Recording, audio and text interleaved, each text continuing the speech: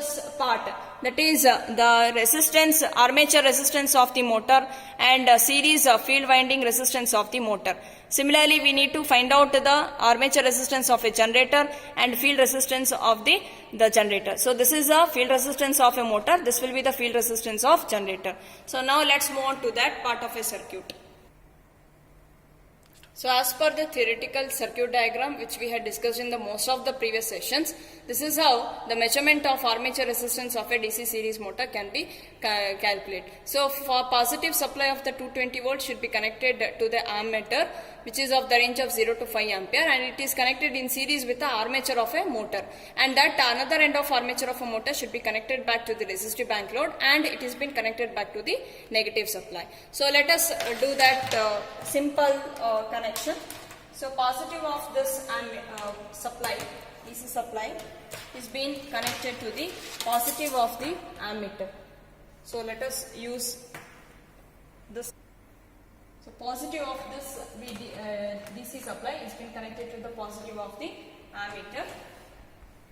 The other end of this ammeter should be connected to the armature of the motor.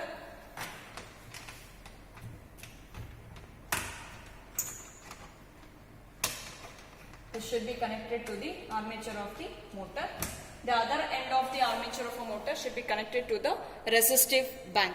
So here we are going to make use of the same resistive bank, which is of a 16 amperes, and one end of this should be connected to the armature. The other end of this resistive bank load should be connected back to the negative supply.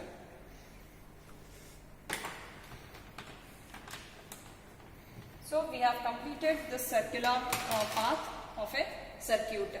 Now we need to connect the voltmeter. So voltmeter, which will be connected across the armature of the motor. So let us prefer this voltmeter.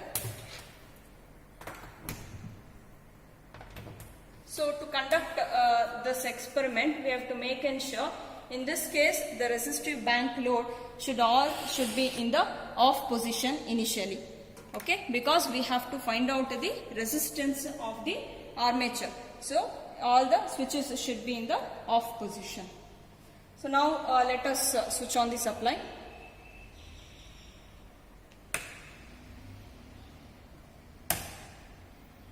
Now let us apply the load. So now we can see that here.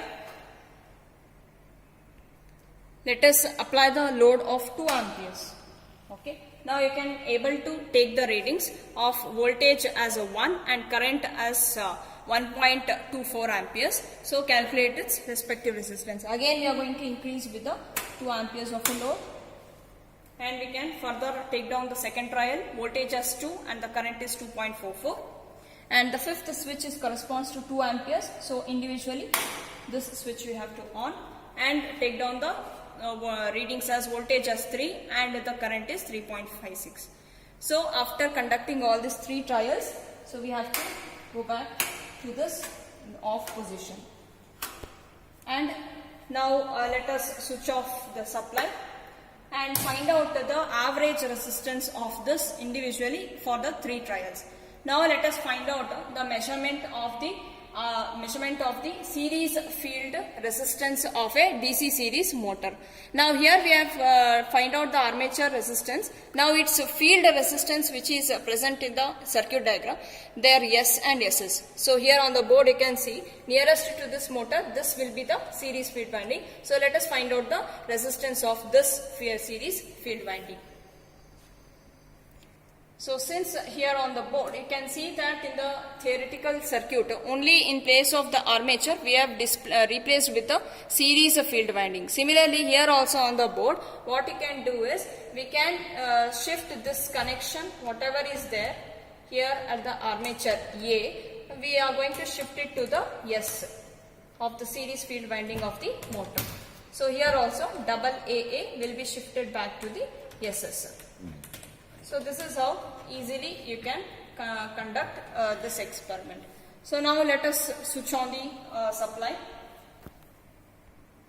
Switch on the supply, and again we are going to load the resistive bank, which is of 2 amperes.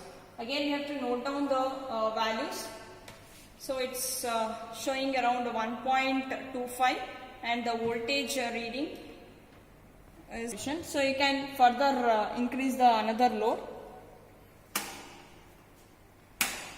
So now you can take up the reading as voltage as 1 volts and the current as 2.46 amperes. And another trial you can try out with the 2 amperes of a load, and you can take down this value as 3.6. Like this we can find out the average value of the resistance. Now bring back this resistance to the off position and find out the measurement of the series field resistance of a DC series motor. Now let us switch off the supply.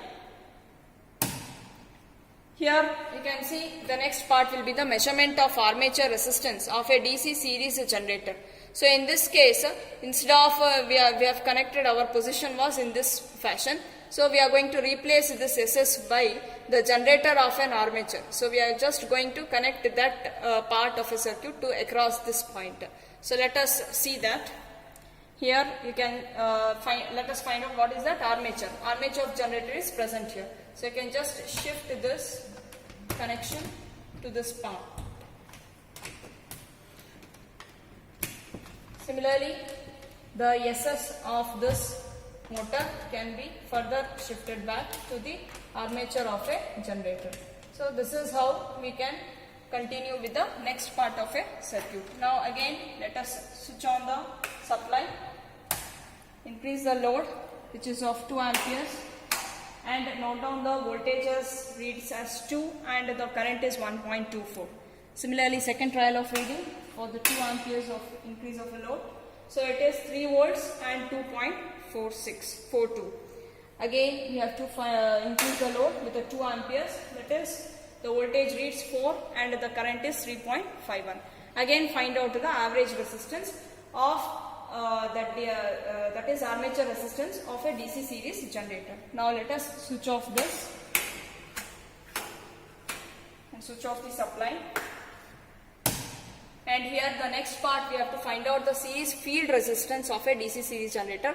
In place of this armature we are going to replace this with the SS of the generator. So now let us replace this connection. So where is that field winding of a generator? It is present next to here itself. So you have to just shift the connection to the S. So AA connection is given back to the S and AA terminal will be given back to the SS terminal of the generator. So this is how we have completed this part of a circuit. Again switch on the supply. Again increase the load with the 2 amperes and note down the reading. So it will be around 1.25 and here the voltage is around 1 volts. And again increase the load with the 2 amperes. Again it reads voltage as 1 and 2.46 amperes. Again increase the load with 2 amperes.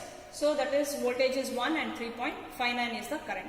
So like this individually you find out the resistance and bring back this resistive load to the off position. And this is how we can find out the average resistance of a series field resistance of a DC series generator. Now let us switch off the supply. Finding out the resistance of an individual parts, that is the armature resistance, field resistance of a motor, armature resistance of a generator and the field resistance of a generator. After finding out this, we have to do the further calculations, and after finding out all the parameters of the losses and efficiencies, so this is how we can achieve an aim, that is we have conducted the field test on a DC series machines and we have found out we have also